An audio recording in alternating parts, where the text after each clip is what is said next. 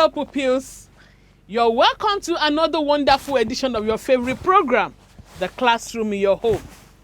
A program organized by Lagos State Government and packaged by Lagos State Universal Basic Education Board, LASUBEB.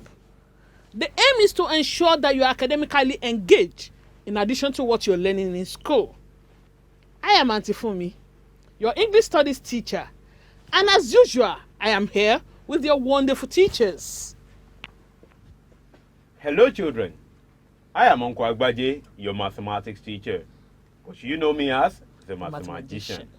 Uncle Popo is here, your general studies teacher. And we also have in the house our hard-working sign language interpreter. Together, we are bringing the classroom into your home. Please stay tuned.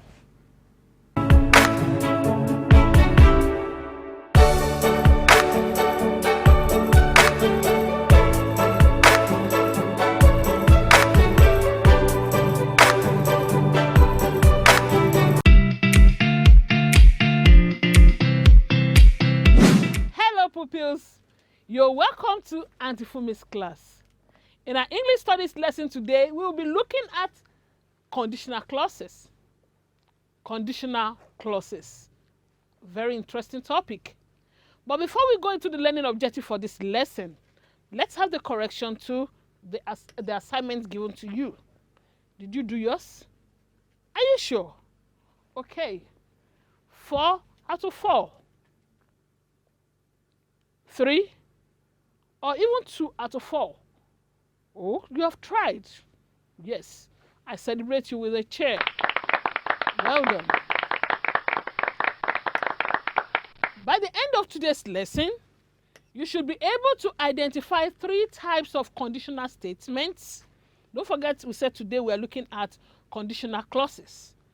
And you should also be able to complete conditional sentences with appropriate verb tenses. I take that again.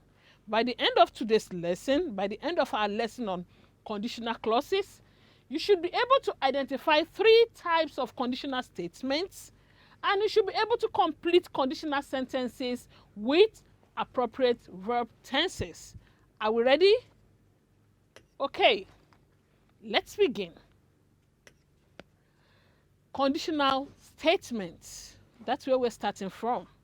Conditional statements. If a statement or declaration is conditional, it will only be done if something else happened first. When we say a statement or a declaration is conditional, it means that it will only be done if something else happens first. Thus, its outcome depends on another thing. Its outcome depends on another thing. Do you get that? A conditional sentence begins with if, and in some cases, unless. It expresses something that must be true before something else can be true. It expresses something that must happen before something else happens. So, a conditional sentence expresses something that must be true before something else can be true. Here are examples. If Absata comes, Umoru will help her. Absata is a girl. Is the name of a girl. If Absata comes, Umoru will help her. Now let's look at that sentence. This sentence shows that it is possible that Absata will come. So the sentence is known as open sentence or likely sentence or real condition. If Absata comes, Umoru will help her. The sentence shows that it is possible that Absata will come. So we call this type of a sentence open or likely or real condition. The conditional clause, if Absata comes, is in the simple present tense, while the main clause is Umoru will help her. While the main clause, Umoru will help her, is in the simple future tense because you have will. Let me take this again. The conditional clause, if Absata comes is in the simple present tense, while the main clause Umoru will help her is in the simple future tense. Are we together? Now let's look at another example. If Absata came, Umoru would help her. If Absata came, Umoru would help her. What does this mean? It shows that Absata has not come and she is unlikely to come. Absata has not come. She is unlikely to come, and it is called unlikely or unreal condition. Don't forget we are looking at conditional clauses. The conditional clause, if Absata came, is in the simple past tense, and the main clause Umoru would help her is also in the simple past tense, because would is the past tense of will in the sentence. Let's move on. Here is example 3. If Absata had come, Umoru would have helped her. If Absata had come, Umoru would have helped her. What does this imply? What does it mean? It shows that Absata did not come at all, so Umoru did not help her. Are we together? The statement, if Absata had come, Umoru would have helped her, shows that Absata did not come at all, so Umoru did not help her. It is an unfulfilled or rejected condition. Don't forget we have looked at likely or real condition. We have looked at unlikely condition. Now we're looking at unfulfilled or rejected condition. The conditional clause in this example, the conditional clause, if Absata had come, is in the past perfect tense, while the main clause, Umoru would have helped her, is in the present perfect tense. It's in the what? Present perfect. Now let's look at other examples of the likely, the unlikely, and the unfulfilled condition. Likely condition. If she wants, she can take it. If she wants, she can take it. Now, an unlikely condition, we have sentence like, if she wanted, she could take it. If she wanted, she could take it. An unfulfilled condition, we have an example of a sentence like, if she had wanted, she could have taken it. If she wants, she can take it. Likely condition. If she wanted, she could take it. Unlikely condition. If she had wanted, she could have taken it. It's an example of a sentence expressing unfulfilled condition. Are we together? Now, let's note that in unlikely condition, a singular subject of a conditional clause can take where. When expressing an unlikely condition, a singular subject of a conditional clause can take where, W-E-R-E, where. For example, if I were the president, I would ensure free education at all levels. If I were the president, I would ensure free education at all levels. If Ayo were the man, he would have rejected the offer. If Ayo were the man, he would have rejected the offer. Now it's activity time. In today's lesson, we've been able to look at conditional statements, and we've been able to look at sentences expressed in the likely condition or real condition or open condition. We've been able to look at unlikely condition, and we've been able to look at the rejected or unfulfilled condition.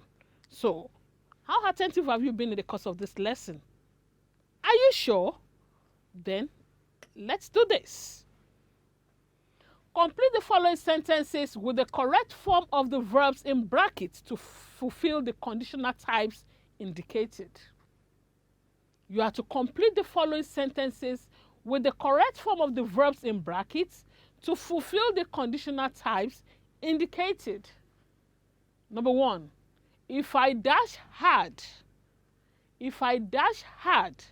I will gain admission into a secondary school of my choice. The verb is study, and it must be expressed in the likely condition. So, what is your answer? Just express study in the likely condition and make sure you put the appropriate word or the appropriate verb to use in the bracket and in the gap. If I dash hard, I will gain admission into a secondary school of my choice. Study to be expressed in the likely condition. Have you written just the answer? Are you sure? Okay. Let's move to the second sentence. If I won a jackpot, I dash a house for my mother. If I won a jackpot, I dash a house for my mother. The verb is buy, and it must be expressed in the unlikely condition. Have you written that?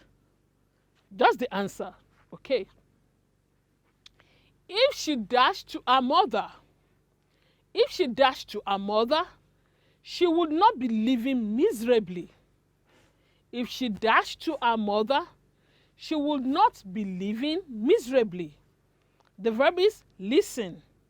Listen. Listen. And I want this expressed in the unfulfilled condition. Unfulfilled condition. Have you written that? Just the answer? Okay, the last one. If I dash a doctor, I will develop a vaccine against the virus. I take that again. If I dash a doctor, I will develop a vaccine against the virus. Is the verb. Is. And you have to express it in the unlikely condition. Unlikely condition. So, have you written the answer? Can we do the correction together now? 1, 2, 3, 4. Just 4 answers. You're smart children. And that makes me believe that by now you ought to have written all the answers. Well done, children. Correction time. If I study hard, I will gain admission into a secondary school of my choice. Yes, study is the likely condition. If I study hard, I will gain admission into a secondary school of my choice. Did you get that? Wow. Brilliant you. Brilliant you. Brilliant you. Number 2. If I won a jackpot, I dash a house for my mother by to be expressed in the unlikely condition. Yeah. If I won a jackpot, I would buy a house for my mother. That is subject to if I won a jackpot. So it is an unlikely condition. I will have to win the jackpot first before I will be able to buy a house for my mother. So would buy is the correct answer. Did you get that? Wow. I am proud of you. Well done. Number 3. If she dashed to her mother, she would not be living miserably. If she dashed to her mother, she would not be living miserably. Listen to be expressed in and in the unfulfilled condition. So, what do you have as your answer? Had listened. Had listened. If she had listened to her mother, she would not be living miserably. It means she never listened to her mother. She did not listen to her mother. So it means she's living miserably now. So if she had listened to her mother, she would not be living miserably. You got that too? Brilliant, you. And lastly, if I dash a doctor, I would develop a vaccine against the virus. Is expressed in an unlikely condition. Your answer is where. If I were a doctor, if I were a doctor, I would develop a vaccine against the virus. Unlikely condition. I am not a doctor. If I were a doctor, I would develop a vaccine against the virus. The answer is where. Auntie Fumi got 4 out of 4. What about you? Are you sure? Oh, wow. I celebrate you with a chair. Well done. Good job. Now to your homework. Your homework assignment. Complete the following sentences with the correct form of the verbs in brackets to fulfill the conditional types indicated, just as you did in the evaluation in the classwork. So in the next 30 seconds, please capture this assignment, and I'll be back to sign out. Well done, children.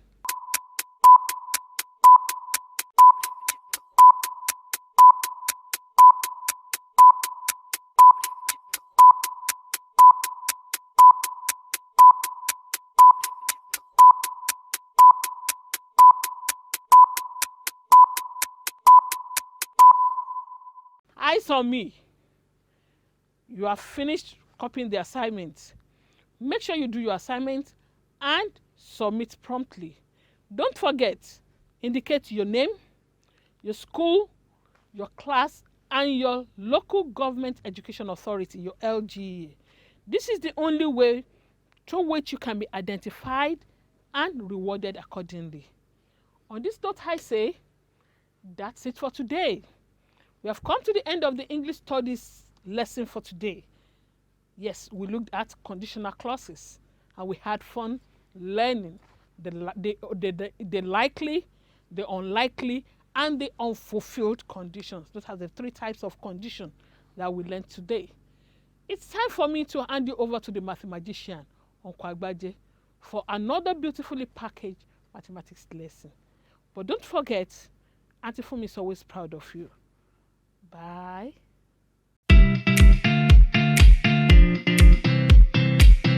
Hello, children. You are welcome to this segment of the program, The Classroom in Your Home. It is mathematics time, and that means it is time to have some fun. I am Uncle Agbaje. Today in mathematics, our work on open sentences and algebraic equations is not over. We are going to be doing the application of these problems to real-life situations. Remember that all mathematical problems are useless, of course, except when we're able to use them to solve real-life problems, and that is why our topic today is word problems on open sentences. But before we look at this, let us review the correction to the previous homework which you were given. I'm sure it was quite voluminous, but it afforded you the opportunity to practice what you have learned. Now, this says 4m minus 4 is the same as 35 minus 9m. So the answer is 3, but let's just quickly work it out. 4m minus 4 is 35 minus 9m. So let's use the workboard here. Yep. 4m minus 4 is equal to 35 minus 9m.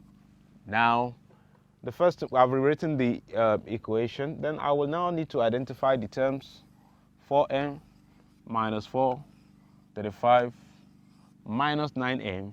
So let me just bring all the m's to the left. And so 4m can come down, but minus 9m will have to cross over, and that will make it change to plus 9m. the equality sign comes down.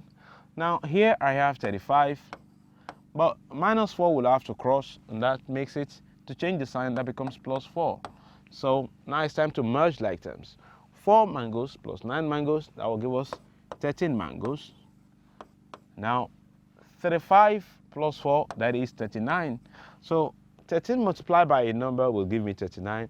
If I want to know the number, I will just divide by 13 on both sides. 13. So 13 cancels 13. I have m. But 13 goes here 1, 13 goes here 3. And so m equals to 3, which is our final answer. I'm sure that you got that right, my friend.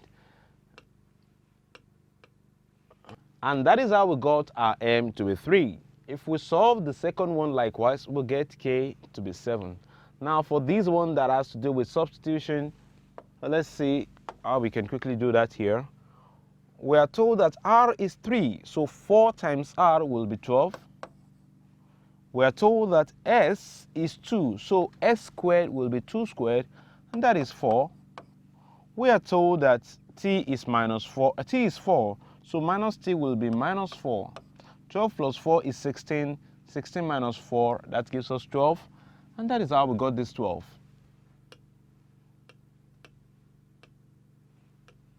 And for this one, we have that r is 3. So r squared will be 9. Then times t, which is 4. 9 times 4. Then that is one term. R squared t, one term. Then plus 2 times s, but s is 2, that is plus 4. Now divided by 10. So we're going to have 9 times 4, which is 36. So the whole of this expression gives us 36. This term is 36 plus 2s, which is 4. That gives us 40. And we have 40 divided by 10, which of course is 4. And that is how we got our answer here to be 4.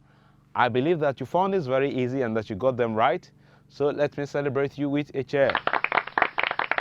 Now, moving on to today's learning objectives. By the end of the lesson, you should be able to interpret word problems on open sentences. Appreciate the fact that problems around us can be changed to a mathematical statement which can be solved. You should be able to express word problems with mathematical equations. So see these problems around us, see them and represent them with a mathematical model, and then you should finally be able to solve that model. All that we have been doing in the last 2 lessons is teaching you how to solve. Today you will see the problems in real life and how you can change them to a mathematical equation before you now solve. Okay, so without wasting much time, let's begin. Now, what problems provides you with the opportunity of applying what you know to solving real-life problems? And these real-life problems could come in various forms. You can find them in the area of money. You can find them in the area of housing, on the road, can be in hospitals, food, in the market, on the internet. You have many areas of life where problems that can be solved with open sentences come, even in your school. Okay, so you will see some of them now. Now, solving word problems requires critical thinking. You have to be very careful when you are interpreting a problem into a mathematical statement, because if you don't interpret the statement correctly, you will not get the desired result. Okay, so there are 5 steps in solving problems, so let's just run through them. The first thing you need to do is identify the problem. What are you asked to find, or what do you need to find, or what do you need to calculate? Now, define the tools that you need. Look at the data that is available to you. What do you know? Because you have to use what you know to get what you want. Now, formulate a plan. That is, you decide on a formula that you're going to use. Execute that plan, carry out the plan, and finally check if that plan has worked very well. So you have to know what you want to find, know what you have, decide on a plan, carry out the plan, and check whether that plan has worked. Now let us see all that we have said in action. Now, the first problem says, on Friday, Angelina sold 181 oranges, and that is 37 more than our sales on Thursday. So how many oranges did she sell on Thursday? Let's take the question again. On Friday, Angelina sold 181 oranges, and that is 37 more than what she sold on Thursday. So how many oranges did she sell on Thursday? Well, we have to begin by identifying the problem, and what we want to do is that we need to know how many oranges she sold on Thursday. First step, we need to know, what do we need to find? The Thursday sales. So let's represent, because we don't know it, and that is the essence of algebra or open sentences, we represent it with a letter. We don't know it, so let that be T. T for Thursday. Now, what do we have? What are the things that we have? What knowledge do we have about these sales that will help us to find out how many oranges she sold on Thursday? So we know that on Friday she sold 181 oranges. We also know that that Friday sales, the 181 oranges, is 37 more than the Thursday sales. So this piece of information that we have, can we use it to get the Thursday sales? Well, we need to formulate a plan. And that plan is simple. Friday sales 181 oranges. We don't know Thursday sales, but we know that Friday sales is more than Thursday sales. By how many? By 37. So if we are able to increase the Thursday sales by 37, it will be equal to the Friday sales. And that is exactly what we're going to do. If we had 37 oranges to the Thursday sales, it will be on the same level with the Friday sales. They will be equal because Friday sales is already more than that by 37. So we just fill Thursday sales up with 37 and they will be equal. So let's do that and let's write that out. So Thursday sales is T. We don't know it, but we know that if we increase it by 37, that means T plus 37. Okay, so T plus 37 or 37 plus T is to increase Thursday sales by 37. And when we increase it by 37, it will be equal to Friday sales, which is 181. And equal to gives us an equation. So this problem, we have been able to represent it with an equation using what we have to get this equation. Now, solving this is easy peasy for you, my friend. So let me just give you 20 seconds to solve this and find T, and I'll be right back.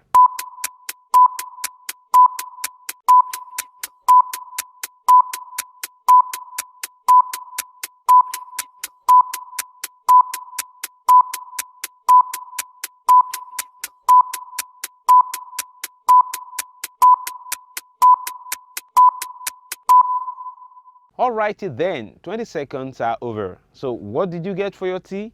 Let's walk through it together. If 37 plus T is 181, then we have to take 37 to the right side, and that makes it negative. So T is 181 minus 37, T is 144. So we conclude by saying, and by answering the question, Thursday sales is 144 oranges. So we've executed the plan. But we need to check whether the plan has worked well. And so what do? By how much is Friday sales more than Thursday sales? Let's see. If we are saying that Friday sales is 181 oranges and Thursday sales is 144 oranges, by how much? What's the difference? If we subtract 144 oranges from 181 oranges, we will get 37 oranges, and that means that we are correct because the information says that Friday sales is more than Thursday sales by 47 oranges. 37 oranges. So now we are saying that Thursday sales is 144 oranges, and so the difference is 37 oranges. We are correct, my friend. I'm sure that you got 37 as well. Now let's look at another problem of the same nature. This problem says, in 7 days, a taxi cab carried a total of 686 passengers. In 7 days, a taxi cab carried a total of 686 passengers. What was the average number of passengers each day? We want to know the average per day. Okay, so again, we go about asking ourselves important questions. What do we want to find? The average number of passengers per day. What we need to find, average daily passengers. Let's call that P. P for passengers. We do not know how many people per day, but what do we know?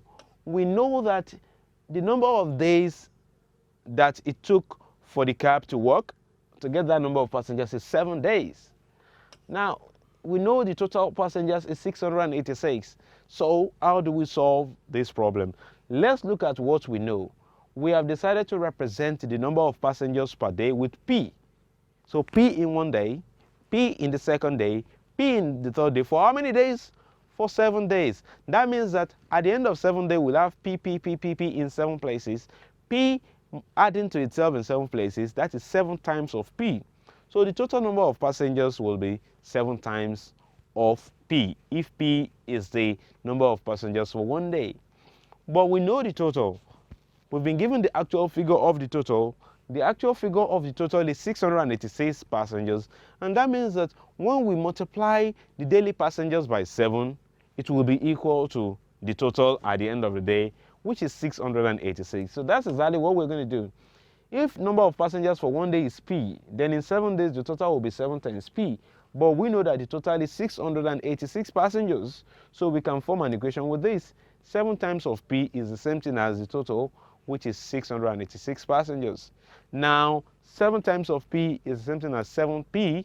Do you want to solve this and find P for us? Let me give you 20 seconds for that. Begin.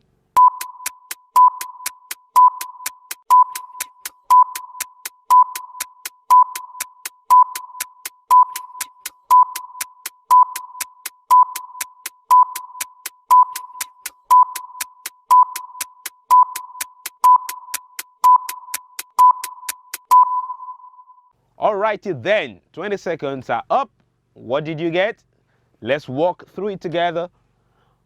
7 times P we know is 686, and 7 times P is something as 7P, but to get P we have to divide both sides by 7 so that we can eliminate the 7 from here.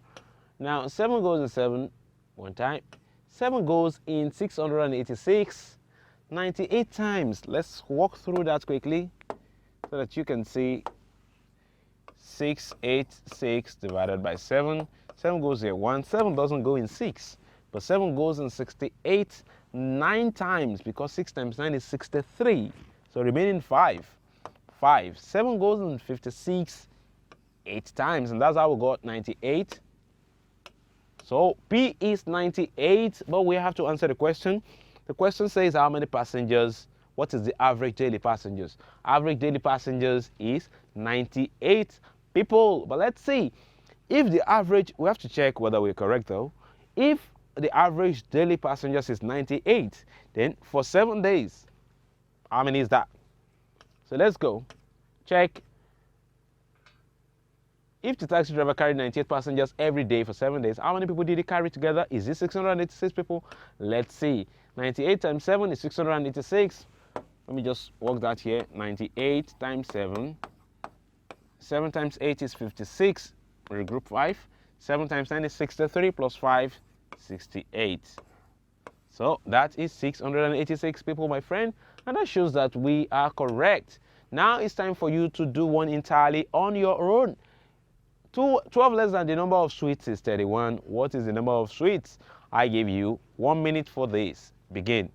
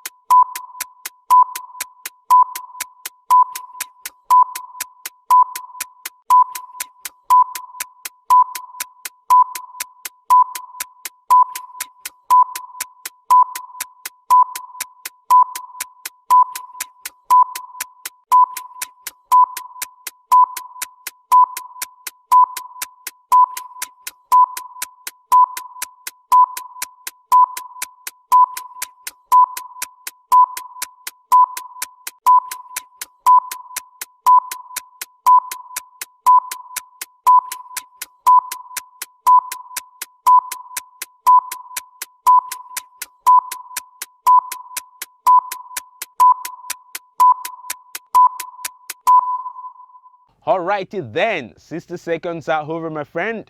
Hope you got the right answer. Let's walk through it together. Now, what we need to find is the number of sweets, and let that number of sweets be n.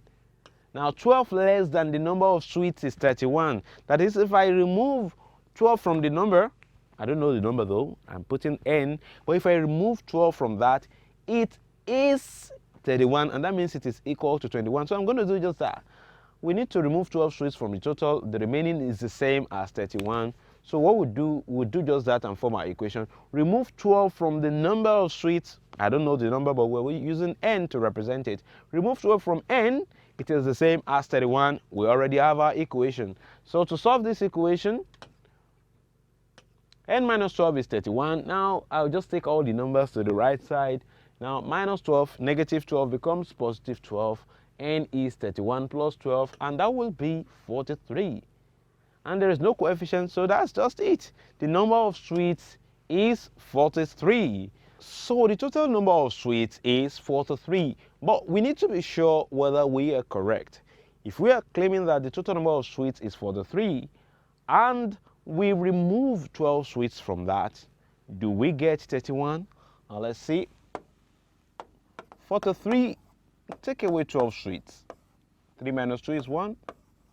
Of course, we are left with 31 sweets, and that means that we are correct. I believe that that is what you got. Good job, you, my friend. You are a great thinker. Now, it's time for your homework, and that is coming right up now. You are to interpret these word problems, and you are to solve them. Take your time, and of course, the online assessment is there for you to practice with, and I'll be on hand in the next lesson to put us through. But for now, copy this down in 20 seconds.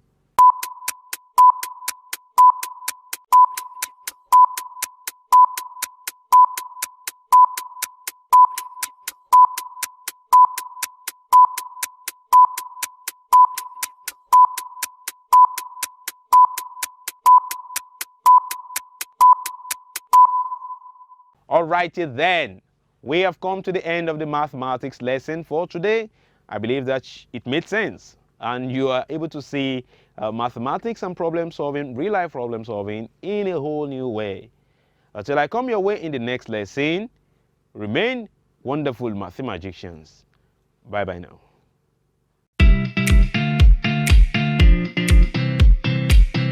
Hello, pupils. You are welcome to General Studies class. I am Uncle Popo. Uncle Popo is here. I am also here. That's your response. We are here together. 100% attention. Good. 100% attention is what I want you to give me in today's lesson. Our subject for today is agricultural science. Agricultural science is the subject, and we are going to be focusing on an interesting topic today. Before that, let's quickly play this game. So, names of animals, names of animals. You mention the names of animals that start with the letter that I'll be telling you now. Names of animals, names of animals. Animals that start with letter R. Mention them. Good. Ram. Okay. Rabbit. Rat. Good. Brilliant pupils. Excellent. So the animals we have mentioned, we want to look at one of them, and that is, let's look at this picture. What animal is this? Oh, somebody is saying big rat. Somebody is, look at it. Oh, someone said rabbit. Yes, we are going to be treating rabbit farming today. That's the topic, rabbit farming. What are the learning objectives? By the end of the lesson, you should be able to identify a rabbit and describe rabbit farming. You should be able to state advantages of rabbit rearing and mention and describe 2 types of rabbit production. So let's begin. Rabbit, let's look at it again. This is the picture of a rabbit. Now, what is rabbit farming? But before that, what are rabbits? Rabbits are mammals with long ears, long hind legs, and a short tail. Just like you have seen in this picture. Can see it? So, long ears, you've seen that, long hind legs, and a short tail. Rabbits. Now, let's talk about rabbit farming. Rabbit farming is the commercial rearing of rabbits for sale purposes. Rabbit farming is the commercial rearing of rabbits for what? Sale purposes. Now, let's look at it. This is another picture of, this is another breed of rabbit. You can see it's quite different from the one I showed to you when we started. Wow, some of you love this and some prefer that one. Good. This is another breed of rabbit. It's also rabbit. Rabbit farming is very easy as it does not involve many expenses in the production. If you want to go into rabbit farming, so easy, it does not involve many expenses in the production. So it's very easy to go into rabbit farming. Now, we have some certain things we need to know about rabbits. Now, let's see. The first one, a male rabbit. What do we call a male rabbit? A male rabbit is called a buck. Say that. Good. A male rabbit is called what? B-U-C-K. Buck. Now, a male rabbit is called a buck. A female rabbit is called a doe. D-O-E. A female rabbit is called a doe. Don't forget, a male rabbit is called what? A buck. A female rabbit is called a doe. D-O-E. A baby rabbit. What do we call a baby rabbit? Hey, somebody says small rabbit. No, a baby rabbit is called a kit. That's a short form of kitten for cat. The baby of cat, kitten. So that's the short form of it, kit. A baby rabbit is called a kit. K-I-T, kit. Good. Rabbits have a gestation period of around 30 to 31 days. That means the period of pregnancy before giving birth to the young rabbit, a kid, before giving birth to kids, it takes period of 30 to 31 days. That's the gestation period of a rabbit. 30 to how many days? 30 to 31 days. Don't forget, a male rabbit, buck, a female doe, the baby of a rabbit, kid, gestation period of a rabbit is 30 to 31 days. Note, now we want to talk about a litter here is the number of young animals born by an animal at one time. L-I-T-T-E-R, litter, is the number of young animals born by an animal at one time. It's quite different from L-I-T-E-R that you say liter of water. So that's why I'm trying to explain this. It means the number of young animals born by an animal at one time. Now let's look at this. Rabbits usually have litter of between, don't forget I've told you the meaning, the number of animals born at one time by an animal. Rabbits usually have litter of between 4 and 12 babies, 4 and 12 kids, depending on the breed. That means when giving birth, the rabbits can easily give birth to 4 and 12 babies at once, depending on the breed. Do you understand? Good. That's what we call litter. So rabbits usually have litter of between 4 and 12 babies. Now let's talk about rabbit production. We have two types of rabbit production. There are two primary types of rabbit production. The first one, cage method. Say that. Cage method. As the name implies, look at how it is. This is picture of an example of cage method. Can you see it? Good. Let's talk about cage method. It is highly effective method for commercial rabbit farming businesses. It is a highly effective method for commercial rabbit farming business. That's the cage method, and from the name, and it is the effective method to put rabbits in cages and provide them highly organized environments with enough space for rabbits to move around. When you want to use a cage method, the cage should be spacious enough for the rabbits to move around, and you have the kind of cage you use so that you have enough air and allow the free movement of the rabbits. That's cage method. Now, the second part is the second type of rabbit production is a deep litter method. Say that. Deep litter method. Let's talk about that. This method is highly recommended if you have an intention to raise few rabbits. If you want to raise few rabbits, it's advisable for you to use deep litter method. Let's look at how it is. I think you've been shown that this is deep litter method. Is for production of rearing of few rabbits. So moving on now to rabbit feeding. It has different ways at which we feed our rabbits.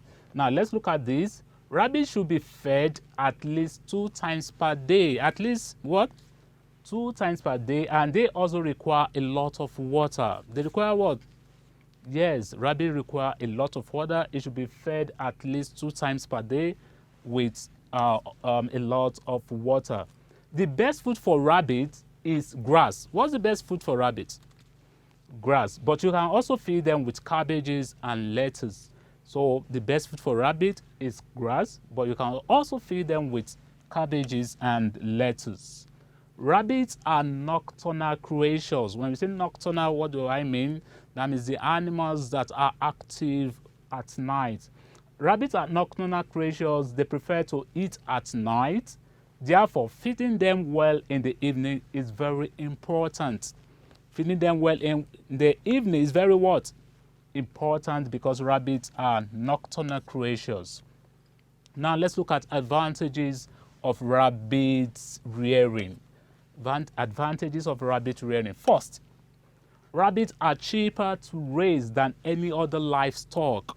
I told you before that you don't need much to start before you can go into rabbit rearing. So rabbits are cheaper to raise than any other livestock. That's one of the advantages. Second one, rabbits grow very fast. Rabbits what? Grow very fast. That's another advantage. You can rear rabbits not only for meat, but their fur can also be sold. That means the ear you can also sell the ear. So that's another advantage. That's their fur. Rabbits have good quality hides and skin. Rabbits have good quality hides and skin. Their skin is also very useful. Rabbits give birth to many young ones in a litter. I told you that it gives birth to 4 to 12 kids at once, depending on the breed.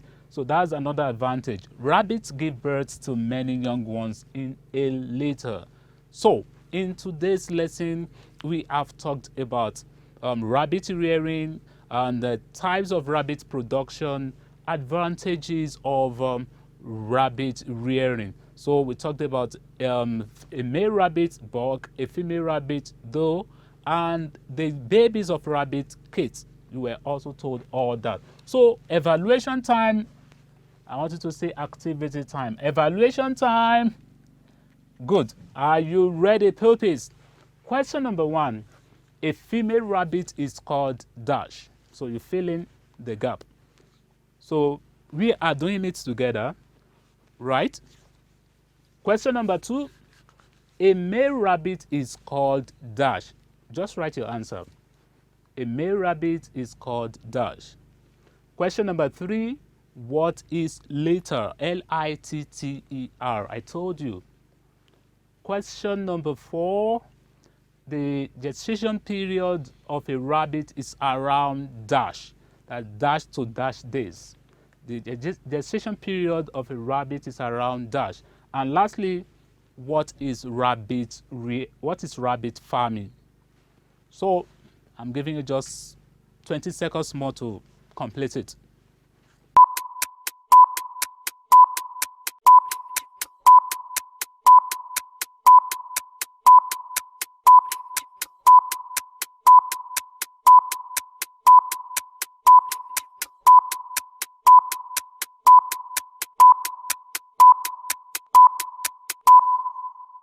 Are you ready, puppies? Good. Now it's time to mark together. Okay, now let's start. The first one. A female rabbit is called, I want you to answer, say your answer before I tell you. Is called doe. Number 2, a male rabbit is called buck. And what is litter? That's a number of young animals born by an animal at one time. The gestation period of a rabbit is around 30 to 31 days. What is rabbit farming? That's the commercial rearing of rabbits for sale purposes. 5 out of 5. Let me see your hand. 4 out of 5. Okay, 3 out of 5. So you are the champions and winners of today, and you are worthy of celebration. A cheer. Good. We have come to the end of today's lesson. Until next time, next lesson, Uncle Popo says, keep on studying. Bye.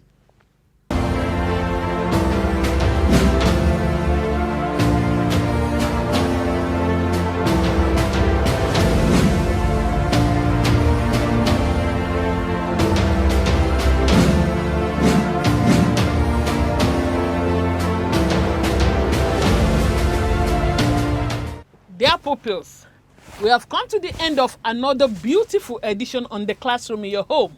Beautiful packaged and wonderful indeed.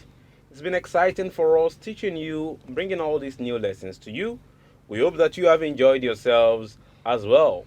Now remember that practice is the mother of perfection. Yes. In order for you to be perfect at what you do, you need to practice all that you have learned. So for this reason, we have put together a plethora of online assessments for you to practice with. You can access these tests using the link bit.ly/LASUBEB-tests. The link again is bit.ly/LASUBEB-tests. These tests are our way of knowing how well you are performing because we're interested in monitoring your progress. Taking the online assessment is based on if you have access to Android or smartphones. If not, you don't have a problem. Just send your questions, your comments, and your homework to 081 50 86 5663. Please do not call that line. And when you're sending your assignments, make sure you indicate your name, Your school, Your class. and your local government education authority. That is the only way by which you can be identified and rewarded accordingly. Today's lessons are on Lagos Subeb YouTube channel for you to watch over and over again at your own preferred time.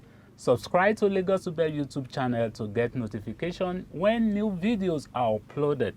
The classroom in your home could be watched live on Facebook. The same time airing on television through the page showing on the screen. Until our next edition, when we shall meet again on another beautifully packaged The Classroom in Your Home, make sure you do your homework. Wash your hands regularly. keep practicing and keep studying hard.